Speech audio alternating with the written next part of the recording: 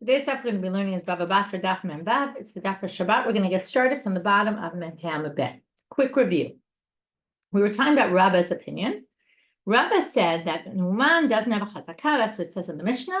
If I bring my car to a mechanic, he can't claim that's his car. Rabba said that's only if I brought it with witnesses. Now you might say, well, craziness? That's what we do all the time, right? We don't bring witnesses, but we have a receipt.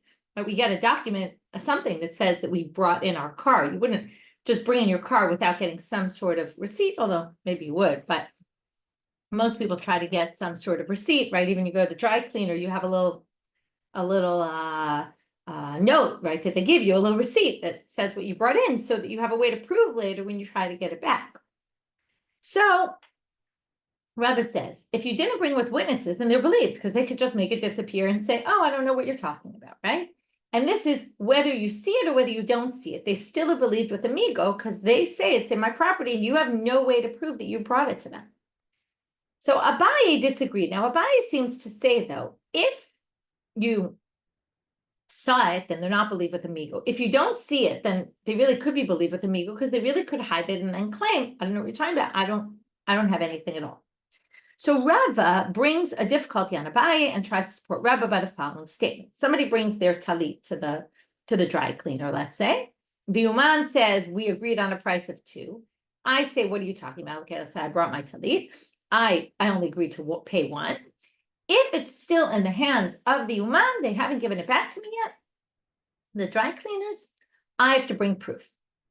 But once he gives it back to me, this is just a review of yesterday. I'm just reading it outside the Gemara. Once I get my talit back, if it's right when he's giving it back to me, he can go take an oath. I swore that you told me you were going to pay me 2, and he'll get paid 2. But if it's past there, the burden of proof is on him. I can just pay 1. So the Gemara asks, end of Memeham a bet. Hechidami, what's the case? And we're having this disagreement about the amount. Well, obviously, why don't we just see what the Eidim say? The Eidim were there. They know what we agreed upon. So it must be it's not witnesses. Now, if it's not witnesses, Ela Deleka Eidim, what did we say? There's no Eidim that saw me give it in. And lo and behold, the Uman is believed, right? But Katani Uman Meheman. And it doesn't say anywhere that I saw my talit there. So migo di ibai amarle lekuchi biyadi mehemanami ikre. Now we're going to make a jump here, but it's really the same idea. Just like the uman is believed to say, I bought it from you. Likewise, they could say, sorry, this is right. I made a mistake about saying I didn't see it. We're assuming right now I did see it. We're assuming I went to pick it up and the talit is there, and we actually want to use this to prove Rabba. Sorry, I got confused for 1 second. So what we're saying here is the uman is believed. Why is the uman believed? Because the uman could say, and therefore we believe the uman.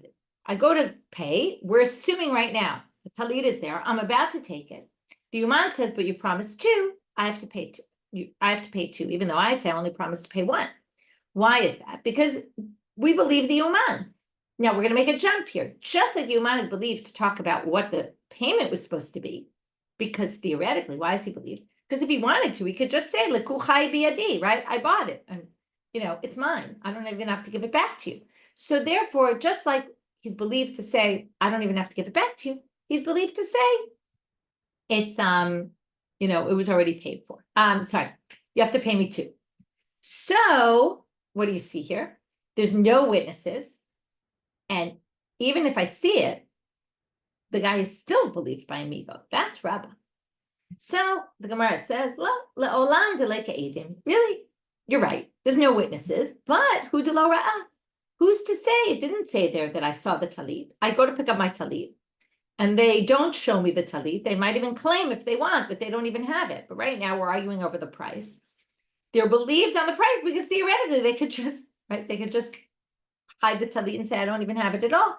That makes them believed about the price. That even Abaye will agree with. Okay, Rabba is the one who says, even if I see it, I'll still be right. Then the uman is still believed.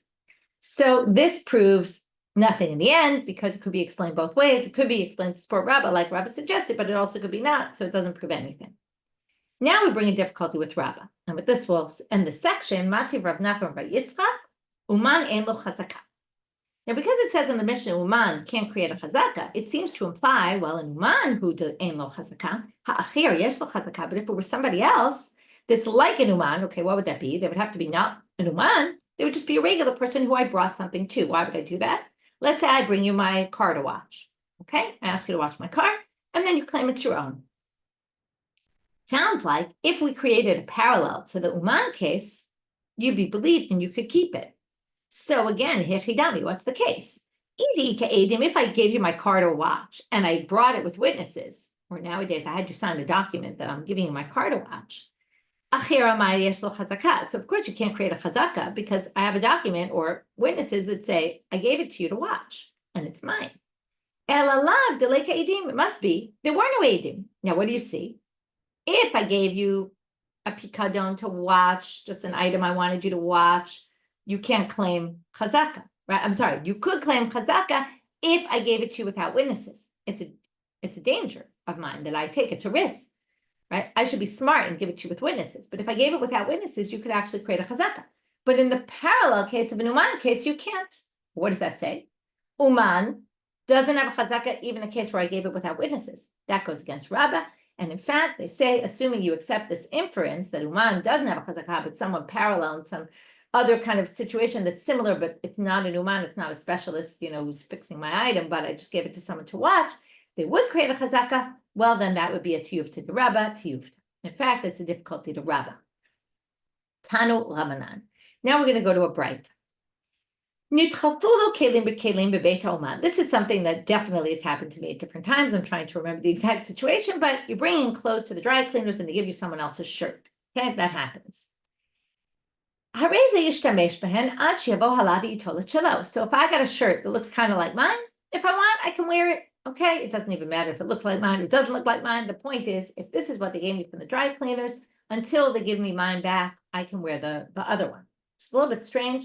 Gemara's going to have to explain why this is. Bebeit ha'adel, bebeit ha'mishteh, this definitely also happens a lot, which is, I go to a shiva house. They're trying to talk about places where there were a lot of people. Or everyone dumps their jackets in put on a rack or dumps it in a pile. And then, or you go to a party and you accidentally take the wrong jacket. Okay, happens a lot. In this case, you can't use it until you find the person and switch back with them. So what's the difference between the two cases? Rav says, I was sitting in front of Chavivi. That's the way he calls his uncle, who's Rabbi Chia. And Rabbi Chia said to me, I'll explain it to you. And really what we're going to have to explain is the dry cleaning case. Why, if I get the wrong, right, or I go to the car, I go to the garage, and I get the wrong car, I can use it.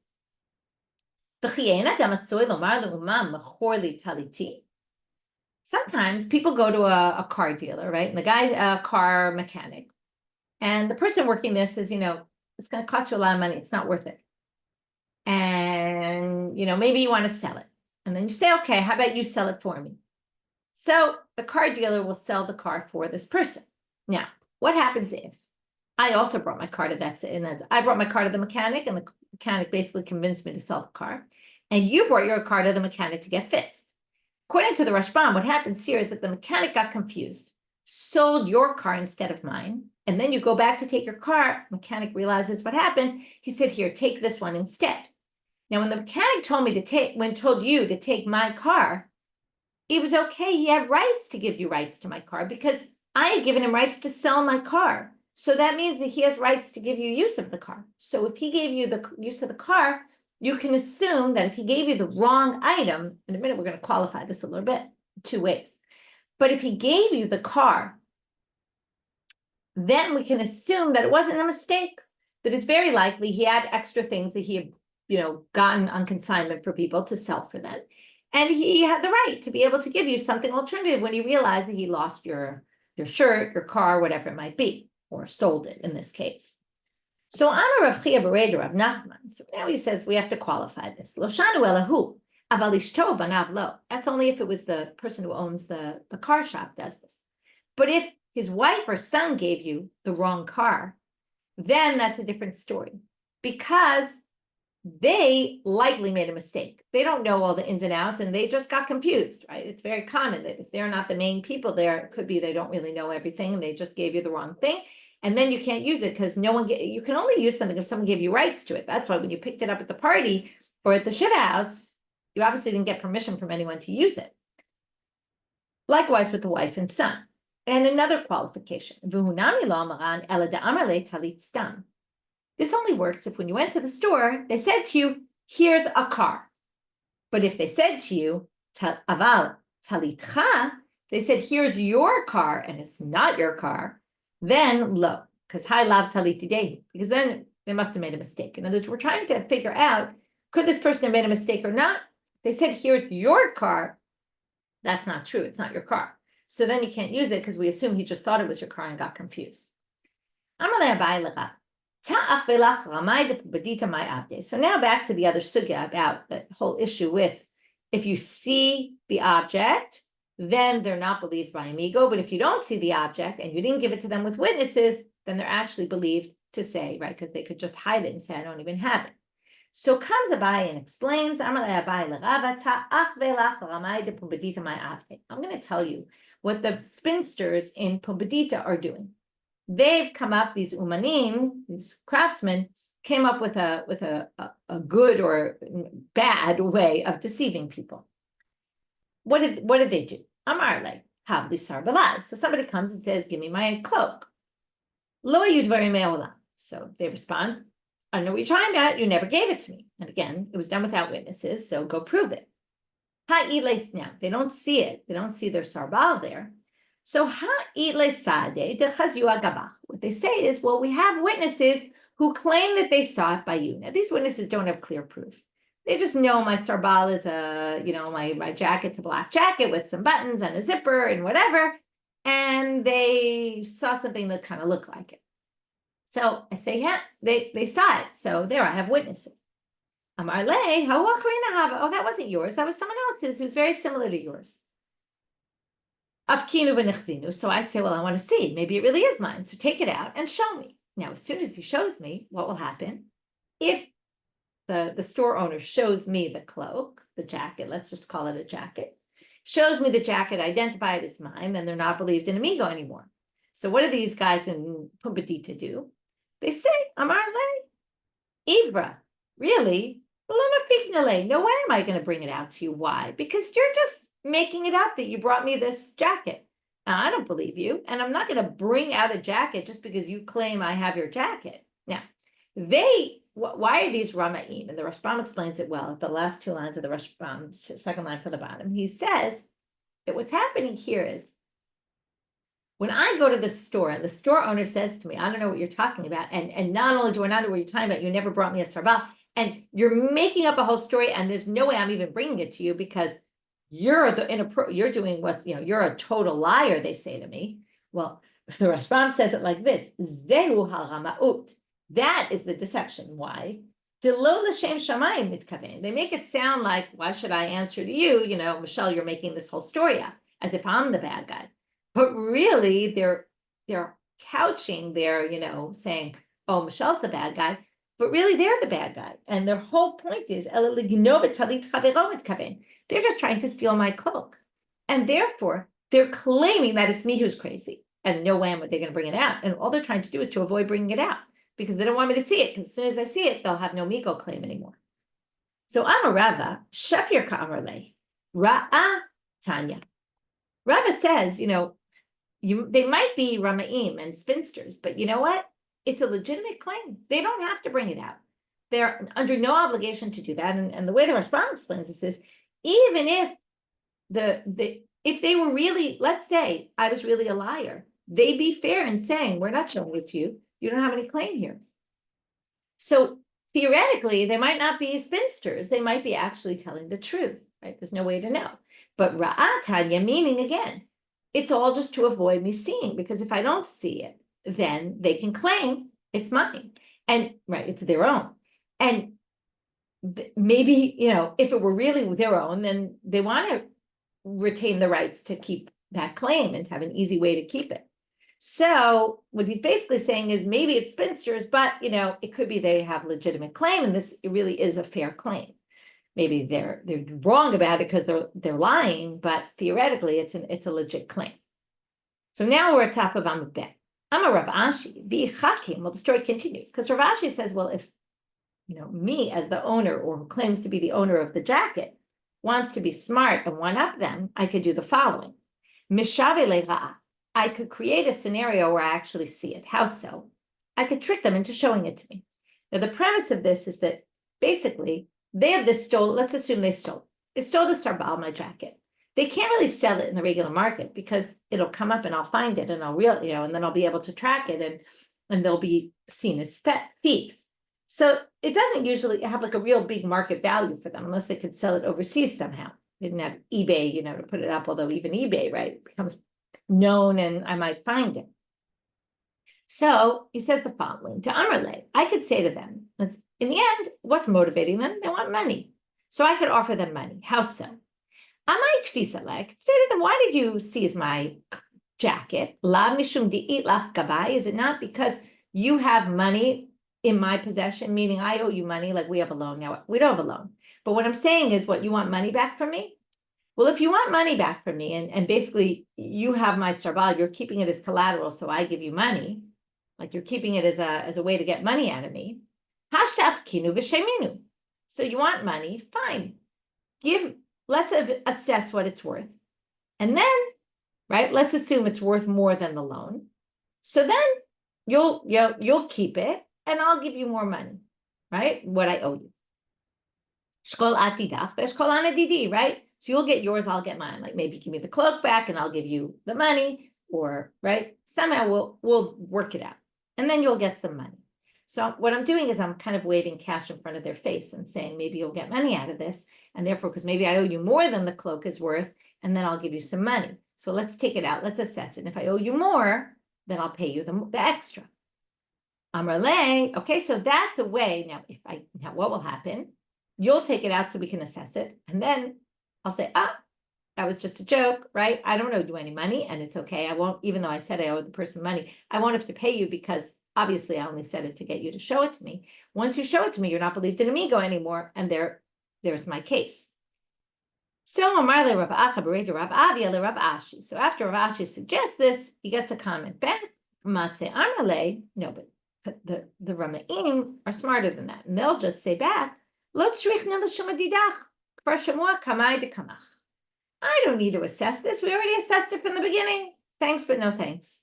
Okay. And basically, some people say it means like, I know it's not worth anything and you owe me a lot more than that anyway, so pay me what you owe me. And there's no need to do an assessment. I don't need to show it to you. And then, right, so this is a back and forth about how each side could try to get the other side to either yes show or not show the item to either enable or disable the ability to make amigo argument here. Now we're done with that topic. We're moving on to the next section in the Mishnah. Aris ein lo chazaka. A sharecropper can't create a chazaka on the land. Now, obviously, we're not talking about a sharecropper who eats half the produce because that's a sharecropper, and there's no chazaka because they're eating half the produce and giving the rest to the land, the owner of the land. So it must be the Aris was eating for 3 years all the produce of the land, to which the Gemara says, why is that not a chazaka? Until now, the Aris was only eating half. Now they're eating everything. So why they should create a chazaka? It does seem like the Aris must have bought the land. Otherwise, the landowner would have, complained. We're talking about where it's a sharecropper, the son of a sharecropper, the son of a sharecropper. And basically what we're talking about is, or just the son of a sharecropper. The point is, this is a history where these sharecroppers were always in this person's land for generations. And because of that, sometimes they make arrangements, because it's for so long, sometimes they make arrangements that the sharecropper could eat for 3 years, and then the landowner will get the net produce for the next 3 years. So it doesn't necessarily mean that, right? So they can't create a chazaka because the owner doesn't see a need to protest in this case. And this is common, you could say, that arrangement like that would be made. We talked about arrangements like this back beforehand in previous sugyot. Amar Rav Nachman. Aris shehorid arisim tachtav yesh lo chazaka. But if the aris has, just like you sublet an apartment, if you sublet your sharecropper and you give it to someone else to do, and that person ate the produce for 3 years, let's assume we're talking about it was one of these, it went for generations, but then they let someone else do the job for a few years and they ate all the produce. That person, right, the aris can actually create a chazaka in that case. Why? My taima, because the original aris can say, oh yeah, I bought the land and I let this person live there for, get the produce for 3 years, but it's my land. My taima, what's the reason? Because the owner, when the owner had me be an aris, a sharecropper on their field, they were very happy to have me as a sharecropper. But if I gave it to somebody else to do, they would not be happy with that. They like me, they trust me, they don't trust the other person. They would start saying, no way, don't get out of my field. So if they didn't complain for 3 years, it must be because the field's not theirs anymore. And that's why they didn't complain. Amar Rabbi Yochanan, another case, Rabbi Yochanan says now, aris shechilek la'arisin ein lo chazaka. My time, but if I gave out jobs to different arisim and I was there doing the work with them and different people were doing different things, then I can't create a chazaka. What's the reason? Imor harmanya ba'al mashavia, because here it could be that the owner allowed me to give it to other people because he put me as like an administrator, okay, but not as, wasn't because I can't prove from that it was sold to me. Shalach le Rav Nachman, so that's different from the previous case where I handed it over entirely to somebody. That's different. That they wouldn't allow. But if I'm there and I just give out jobs and there's a bunch of other people there, that's a different story. That seems like I'm the main aris and giving out jobs to other people, delegated. Shalach, and that the owner's okay with. Shalach le Rav Nachman bar Rav Chisda le Rav Nachman bar Yaakov. So Rav Nachman bar Chisda, son of Rav Chisda, sends to Rav Nachman, the son of Yaakov, Yelamdenu Rabbeinu, please tell us. Aris me'id oino me'id. Can a sharecropper testify for the landowner? Let's say someone claims the landowner's land isn't theirs. Can the sharecropper testify? Does the sharecropper have a vested interest? Havayativ Rav Yosef Kameh Amarlin. So Rav Yosef happened to be there when Rav Nachman bar Yaakov got the question, and Rav Yosef said, Hachi Amar Shmuel. This is what Shmuel says. Aris me'id. Yes, the Aris can testify, which we don't yet know why. Bahatanya ain't me'id, but he asked the question back. What do you mean? There's a brighter that says they can't testify. Lo kashya. It's not difficult. Why? Hadiika pere ba'ara, v'hadaleka pere ba'ara. The sharecropper only has a vested interest if there's still produce in the land, meaning if the sharecropper planted, still waiting for the stuff to grow, or the stuff is grown, waiting to take it. Then the sharecropper has a vested interest because the sharecropper has a percentage in the land. If someone else takes it away, well, the sharecropper is not going to get anything because sharecropper is working for this landowner. But if this landowner wasn't the landowner, it will be a loss. That's the brighter that says you can't testify. But the one who says you can testify is at the end of the season. When everything was taken, there's no more produce anymore. Everything was divided up. And then what happens? Then they haven't planted for the next season. So the sharecropper has no vested interest here at all. Now you might say, don't they want to work or they want a job? If it goes to the other landowner, who knows if they'll get a job there. So you have to say either likely the new landowner will hire them because anyway, he'll want a sharecropper as well and happy to give it to the person who knows the field well. Or it just could be that sharecroppers were easy jobs to find and that wasn't such a big deal, and therefore the sharecropper is trusted.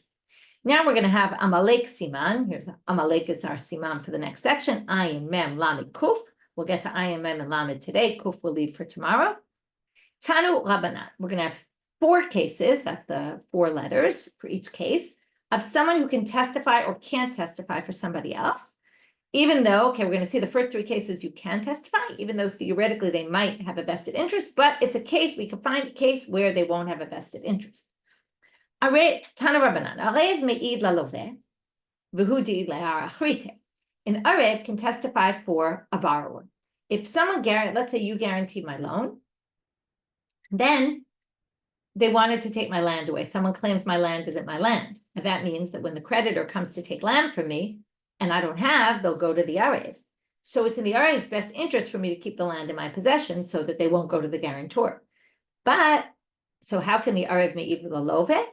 It's hudi'i le'arachrite. If I have other land, then they'll collect from my other land, and therefore the Arev is no longer an interested party here, because it doesn't matter if this land, since I have another piece of land, and even if I were to sell that land, well, it's a lien to the loan, so the creditor will always collect from there, in which case you don't need this land for the guarantor to be off the hook, and therefore the Arev can actually testify for me.